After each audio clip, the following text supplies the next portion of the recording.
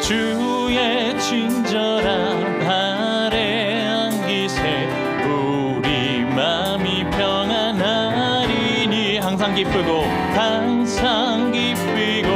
복이 되겠네 영원하신 발에 우리 처음부터 고백할까요? 주의 친절한 발에 안기세 우리 맘이 평안하리니 항상 기쁘고 복이 되겠네 영원하신 발에 안기세 주의 발에 그 크신 발에 안기세 주의 발에 영원하신 발에 안기 2절 고백합니다. 날이 갈수록 주의 사랑이 두루 광명하게 비치고 천성 가는 길 편히 가리니 영원하신 발에 안기세 주의 발에 드신 발에 안기세 주의 발에 영원하신 발 우리 한 번 더 고백합니다. 주의 발에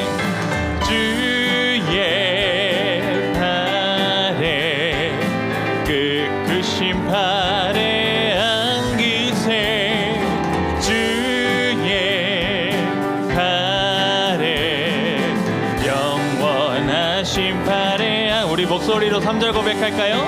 주의 보좌로 나아갈 때에 기뻐 찬미 소리 외치고 겁과 두려움 없어지리니 영원하신 발 함께 안기세 주의 발에 그 크신 발에 안기세 주의 발에 영원하신 발에 안기세 주의 발에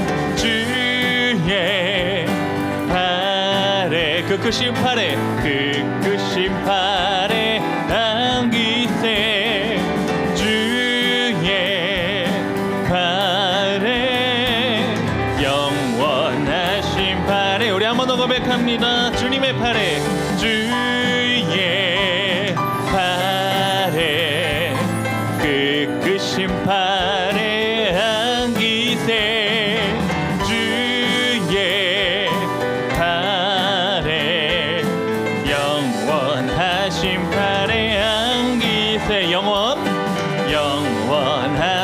팔에 안기세 영원하신 팔에 안기세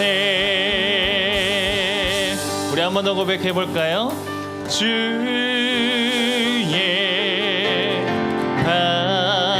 발에 그 크신 발에 안기세 주의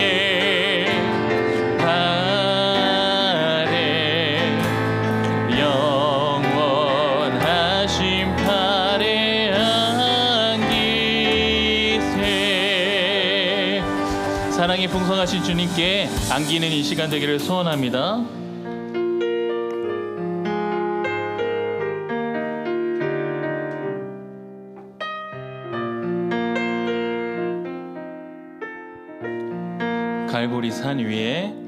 갈보리 산 위에 십자가 섰으니 주가 고난을 당한 표라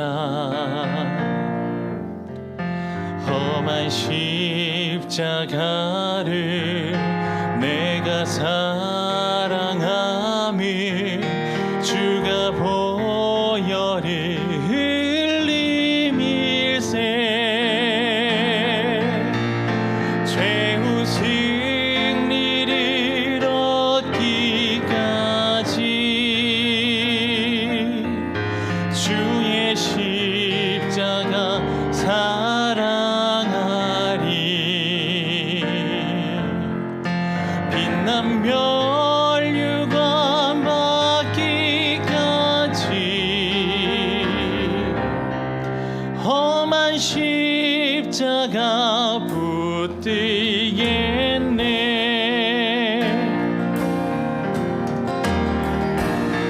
2절 고백할까요? 멸시함을 받은 주의 십자가에 나의 마음이 끌리도다. 귀한 어린 양이 영광 다 버리고 험한 십자가 지셨도다. 최후 승리를 얻기까지 주의 십자가 사랑하리.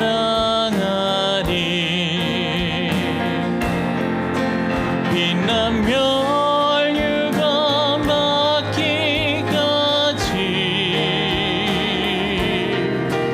험한 십자가 붙들겠네. 3절 고백합니다. 험한 십자가에 주가 흘린 피를 믿는 마음으로 바라보니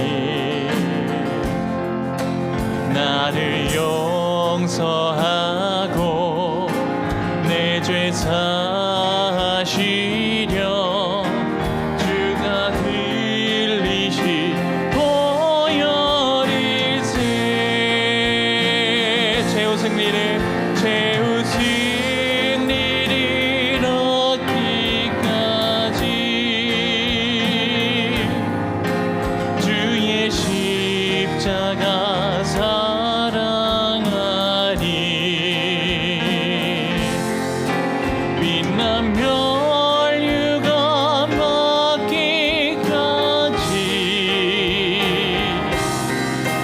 험한 십자가 붙들겠네. 우리 한 번 더 고백할까요? 최후 승리를 얻기까지 주의 십자가 사랑하리. 빛난 멸류관 받기까지 험한 십자가 붙들겠네. 우리 목소리로 4절 고백할까요? 주가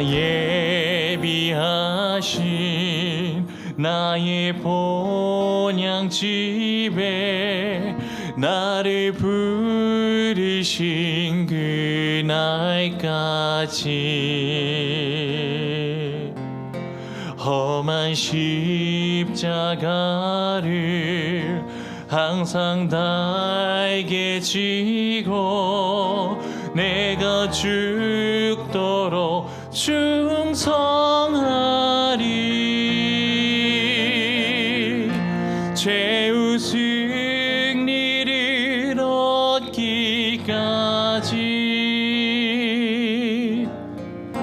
주의 십자가 사랑하리.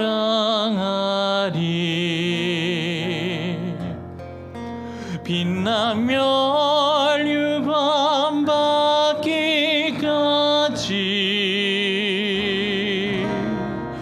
험한 십자가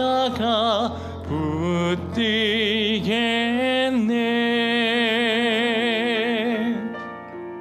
아멘.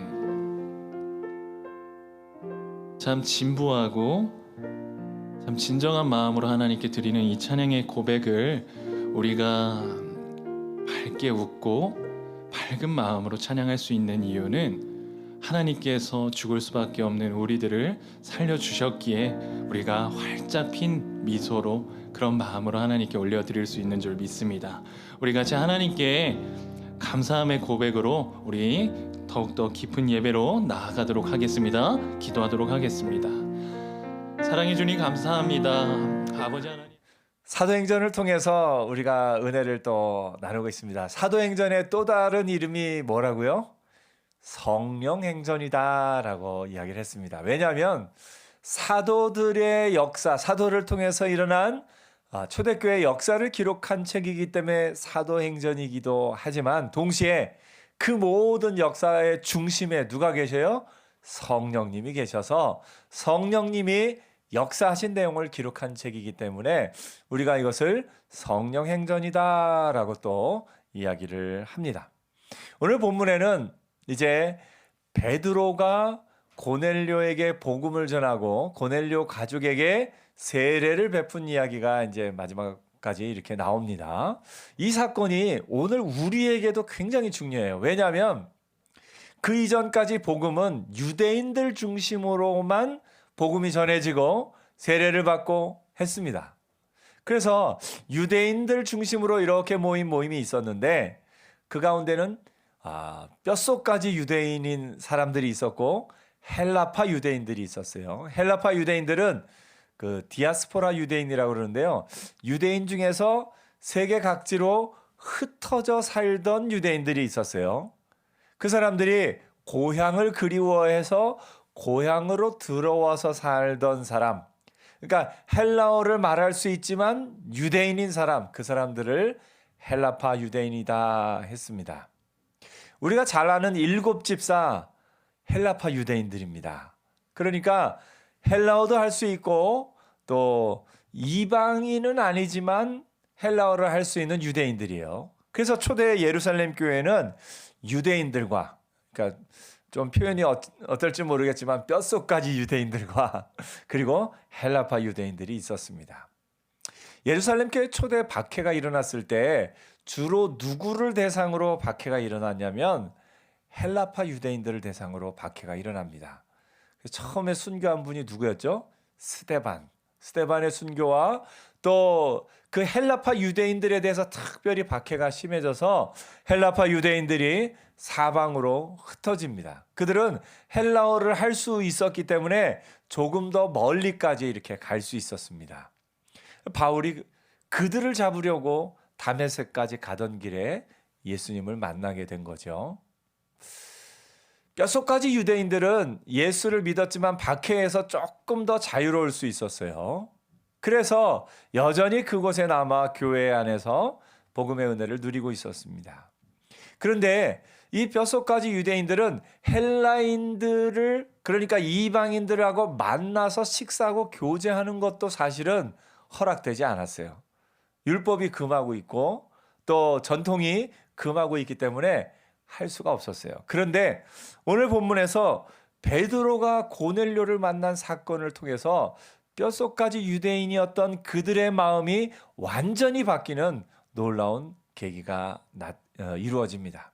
그래서 이방인들에게 복음이 전해지기 시작했고 바울이 이후에 유대인이 아닌 이방인들에게, 헬라파 유대인도 아니고 완전한 이방인들에게 복음을 전하기 시작하면서 그 복음이 땅끝으로 전해지기 시작했고 그 복음이 유럽과 또 미국과 나라들을 거쳐서 우리나라에 복음이 전해져서 우리가 오늘 예수를 믿게 되고 하나님 앞에서 이렇게 예배할 수 있게 되었습니다. 그러니까 이것은 대단히 중요한 사건이다라고 우리가 볼 수 있습니다.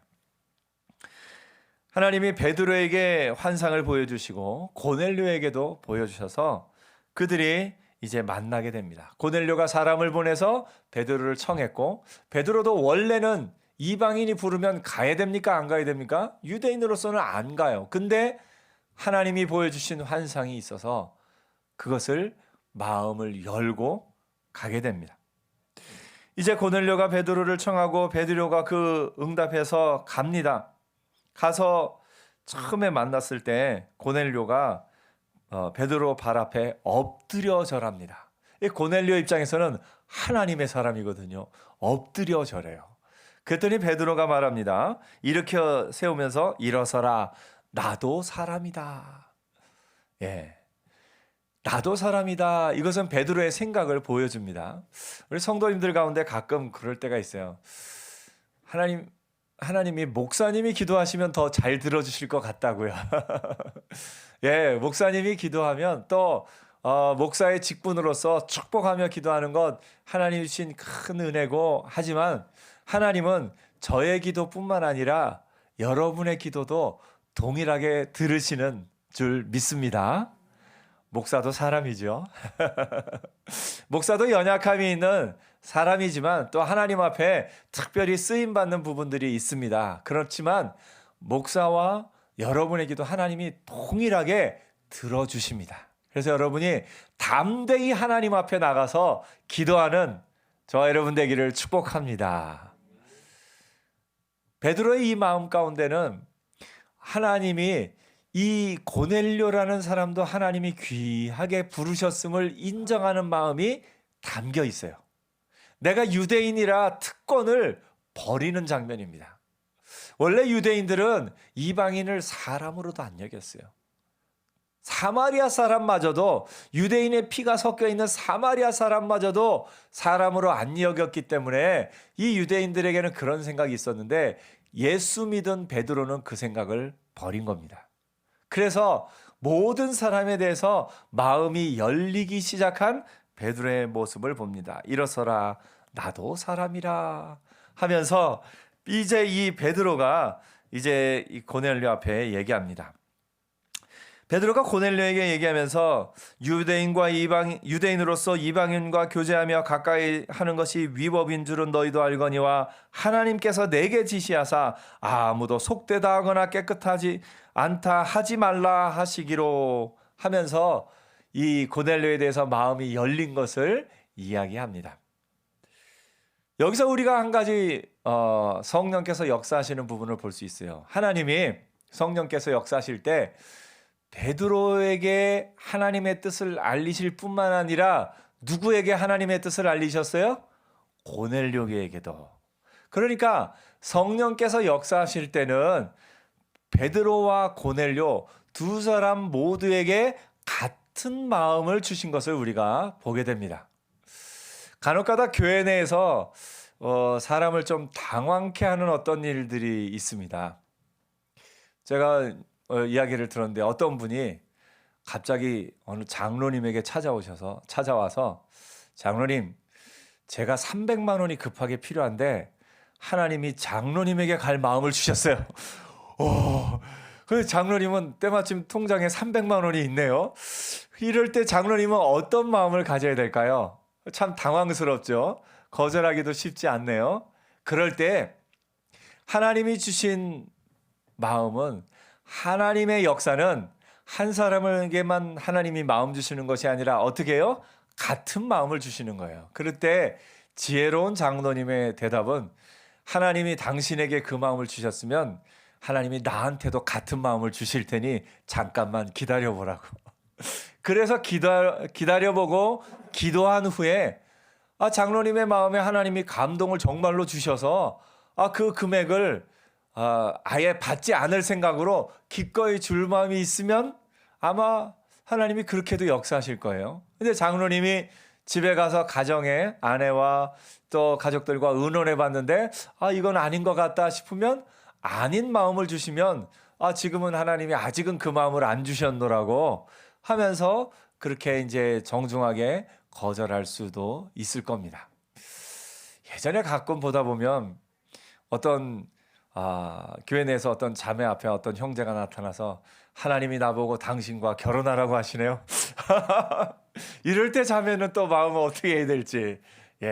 하나님의 역사하심은요, 같은 마음으로 역사하게 하십니다. 그래서 우리가 같은 마음으로 역사하게 하신다라는 이걸 마음에 둘 필요가 있어요. 구제는 참 귀한 일이에요. 그런데 어느 날 남편이 나는 이제부터 구제하는 일만 하겠노라 하면서 집안 가족들을 위해서 돈 버는 걸 딱 멈추고 가족들에게 돈을 안 갖다 주고 그 돈으로 막 다 구제 일을 합니다. 이게 하나님의 일일까요? 하나님의 일이 아닐까요? 만약에 하나님의 일이면 아내에게도 하나님이 같은 마음을 주셨을 거예요.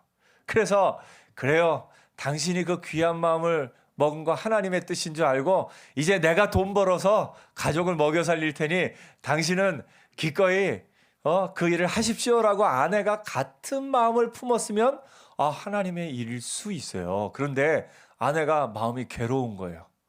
불편한 거예요. 가족을 안 돌보는 남편이 미운 거예요. 그러면 이건 아직 하나님의 때가 아닌 거예요. 여러분, 그래서 하나님은 같은 마음으로 역사하게 하시는 줄 믿습니다. 예수님께서 겟세마네 동산에서 마지막 기도하실 때 뭐라고 기도하셔요? 아버지와 내가 하나인 것처럼 저들도 하나가 되게 하옵소서. 하나 되게 하는 것이 참 소중한 하나님의 마음입니다. 제가 교회를 개척할 때요, 제 아내와 저의 마음이 같은 마음이었겠습니까? 다른 마음이었겠습니까? 예. 아이, 또 동의를 좀 해주셔야 되는데 같은 마음이었겠습니까? 다른 마음이었겠습니까? 같은 마음이었어요. 만약에 제가 개척을 한다 할 때 아내가 절대 안 된다고, 그 힘든 길을 왜 가냐고 막 그렇게 반대를 했으면 아마 제가 개척을 못했을 거예요. 그런데 하나님이 같은 마음을 주셔서 오늘 은혜 가운데 우리가 이 교회 가운데 함께 예배하는 은혜가 있는 줄 믿습니다. 같은 마음을 주시는 게 참 성령의 역사하심이에요. 그래서 저도 교회에서 이런 일 저런 일들을 결정할 때 우리 전도사님들에게 먼저 얘기를 이렇게 해요.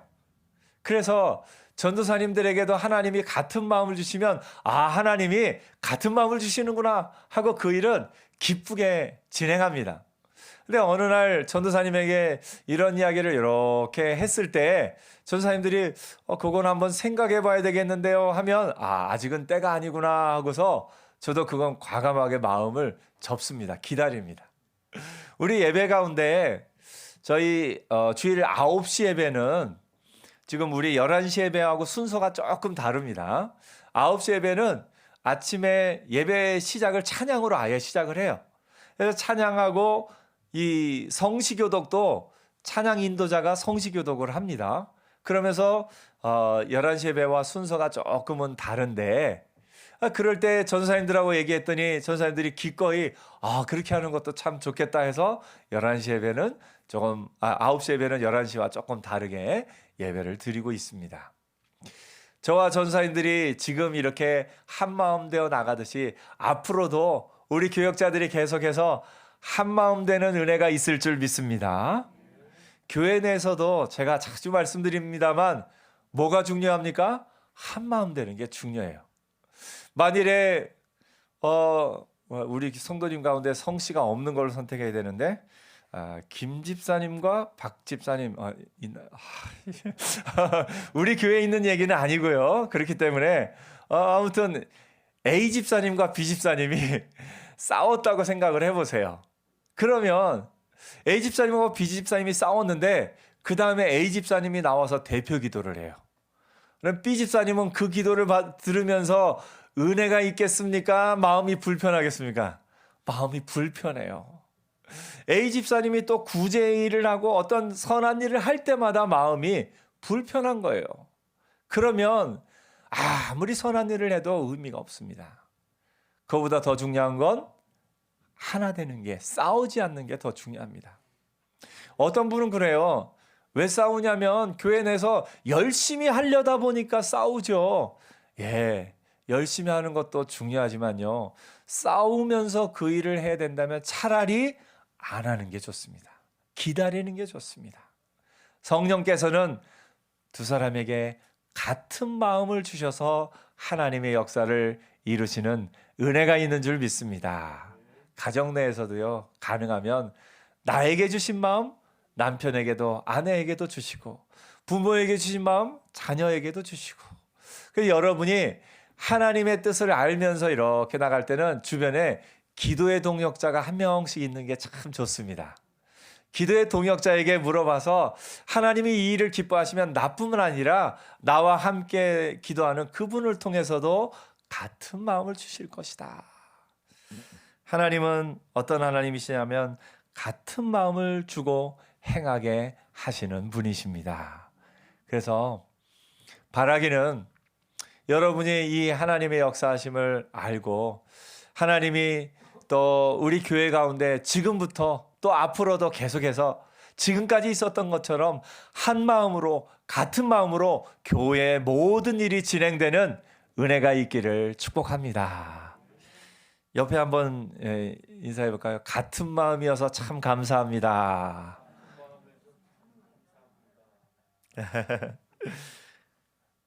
어제도 아내하고 잠깐 개척할 때 우리가 같은 마음이어서 참 감사했다, 그 은혜를 나눴습니다.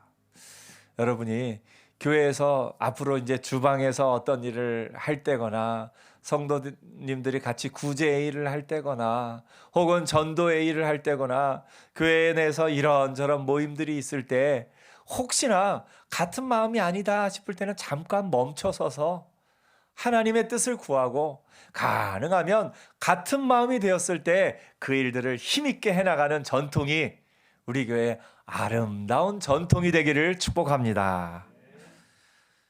이제 바울이 이 베드로가 고넬료를 만나서 그 이야기를 듣고 이제 고넬료에게 복음을 전합니다.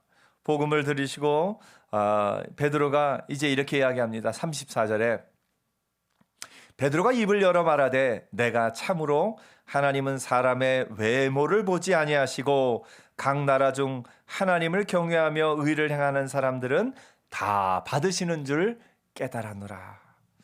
하나님은 외모를 보지 않으신다. 이게 참 우리에게 은혜가 됩니다. 하나님은 외모가 아니라 우리의 마음의 중심을 보시고 또 우리의 마음의 중심 가운데도 예수 믿는 것 하나만을 보시고 우리를 기뻐 받으시는 줄 믿습니다. 여러분, 담대함을 가져야 될 건 여러분은 하나님이 기뻐하시는 사람이에요. 대답이 약하시네요. 여러분은 하나님이 기뻐하시는 사람입니다. 아멘. 사실 외모를 보거나 내가 한 일을 보거나 내가 가진 것을 보면 아이고, 사람들도 나를 별로 기뻐하는 사람이 없는 것 같은데 하나님이 나를 기뻐하신다고요? 그렇게 생각할 수 있습니다. 그렇지 않습니다. 하나님은 예수 믿는 것 하나만을 보시고도 여러분을 기뻐 받으십니다. 사무엘상에 이미 이 얘기가 있죠. 여호와께서 사무엘에게 이르시되 그의 용모와 키를 보지 말라. 내가 이미 그를 버렸노라. 내가 보는 것은 사람과 같지 아니하니 사람은 외모를 보거니와 여호와는 중심을 보시느니라. 어떤 분은 이걸 좀 거꾸로 은혜를 받아서 그래, 하나님도 아셔. 사람은 외모를 보는 거야. 하면서 나는 사람이니까 나는 외모를 볼 거야. 이렇게 적용하는 분도 있는데 물론 사람이라 외모를 보죠. 우리는 외모를 봅니다. 하지만 하나님이 중심을 보신 것처럼 우리도 중심을 보는 눈이 열리기를 축복합니다. 세상의 기준은 주변에 잘 입고 비싼 차 타고 비싼 곳에 사는 그런 사람을 더 귀히 여기기도 하고 조금 볼품없게 혹은 어떤 몸에 연약함이 있고 혹은 이런저런 연약함이 있는 사람은 좀 덜 귀히 여기는 게 아마 세상의 관점일 수 있습니다. 세상의 관점은 외모를 보고 사람을 차별합니다. 외모를 보고 사람을 판단합니다. 근데 교회 내에서는 외모가 아니라 중심을 보고 서로가 서로를 귀하게 여기는 은혜가 있기를 축복합니다. 우리의 믿음은요, 하나님이 나를 귀하게 여기셨듯이 나도 사람을 귀하게 여기는 거, 그게 하나님의 마음입니다. 하나님은 우리의 중심을 보시고 우리를 귀하게 여기시고 우리를 기뻐하고 계십니다. 옆에 한 번 더 축복해 주세요. 하나님이 기뻐하시는 분이 여기 계시네요. 아멘. 하나님은 여러분 한 사람 한 사람을 기뻐하고 계세요. 여러분이 어떤 큰 일을 해서 기뻐하실까요? 아니에요. 그럴 거면 큰 일 한 사람만 기뻐하시죠. 그렇지 않습니다. 여러분이 잘생겨서 기뻐하실까요? 아니죠. 여러분이 돈이 많아서 여러분을 기뻐하실까요? 아니죠.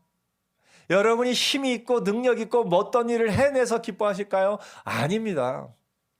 여러분이 예수 믿는 것 하나만으로 하나님은 여러분을 기뻐하고 계십니다. 그래서 하나님은 저 갓난아기, 어린아기 기뻐하시고 나이 많고 연약하다 할지라도 여전히 기뻐하시고 하나님은 우리 모두를 기뻐 받으십니다. 그래서 우리가 내가 하나님 앞에 기뻐 받는 존재라는 사실을 늘 기억하며 나가야 돼요.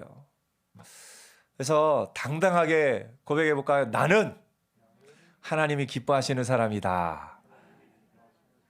아멘. 근데 물론 그렇게 이 기쁨으로 살아가고 있는데 가끔은 우리가 또 실수할 때가 있잖아요. 가끔은 약해질 때가 있잖아요. 가끔은 버럭하기도 하고요. 가끔은 또 염려하기도 하고 근심하기도 하고 위축되기도 하고 그런 때가 우리 가운데 있습니다. 그럴 때 하나님 앞에 나와서 하나님, 제가 또 실수했네요.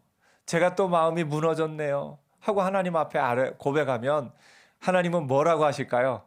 괜찮아 하고 우리를 받아주실 겁니다. 괜찮아. 우리 하나님을 대신해서 옆에 사람에게 한번 그 목소리를 들려줄까요? 괜찮아요. 우리의 연약함을 받으시는 하나님은 우리가 하나님 앞에 나갔을 때 괜찮아, 괜찮아. 지금부터 잘하면 돼 하고 우리를 받아주시는 은혜가 있는 줄 믿습니다. 하나님은 어떤 하나님이시냐면 다 받아주시는 하나님이셔요. 디모데전서 2장 4절에도 이야기합니다. 하나님은 모든 사람이 구원을 받으며 진리를 아는 데 이르기를 원하시느니라. 어떤 분은 그래요. 하나님은 왜 심판하셔요? 하나님은 심판하시는 하나님으로만 알고 있는 사람이 있어요. 아니, 저 불쌍한 사람들 왜 다 심판하셔요? 그렇지 않으셔요. 하나님은 다 구원 얻기를 원하시는 게 하나님의 마음이셔요. 하나님은 모든 사람이 다 예수를 믿고 하나님 앞에 나오기를 원하셔요. 그런데 사람이 스스로 예수 믿기를 거절하는 것일 뿐입니다. 하나님의 마음은 다 받아주기를 원하셔요. 그래서 우리의 마음 가운데 내가 먼저 은혜를 입었잖아요. 내가 참 연약하고 부족한 자인데 하나님이 나를 기뻐 받으신다. 이게 은혜였으면 이제는 우리도 그 은혜를 나눠줬으면 좋겠습니다. 여러분 주변에 저 사람은 도저히 예수 믿지 않을 것 같은데 하는 사람이 우리 가운데 있을 수 있어요. 우리가 또 선입관이 있잖아요. 저 사람은 안 돼. 이런 마음이 혹 우리에게 있을지라도 우리의 마음도 좀 바뀌어야 돼요. 저 사람도 예수 믿으면 하나님의 사람이 될 겁니다. 우리가 그 마음으로 사람들을 보며 그 사람을 위해 기도하는 은혜도 있기를 축복합니다. 우리 하나님은 어떤 하나님이시냐면 다 받으시고 다 기뻐하기를 원하시는 하나님. 우리의 모두를 구원하기를 원하시는 하나님이심을 기억하며 나가는 은혜가 있기를 축복합니다. 이번 한 주간 살 동안 여러분 하나님이 기뻐하시는 사람으로 살기를 축복합니다. 나는 어떤 사람이요? 하나님이 기뻐하시는 사람. 하나님이 기뻐하시는 사람으로 담대히 사는 복된 한 주간 되기를 축복합니다. 기도하겠습니다.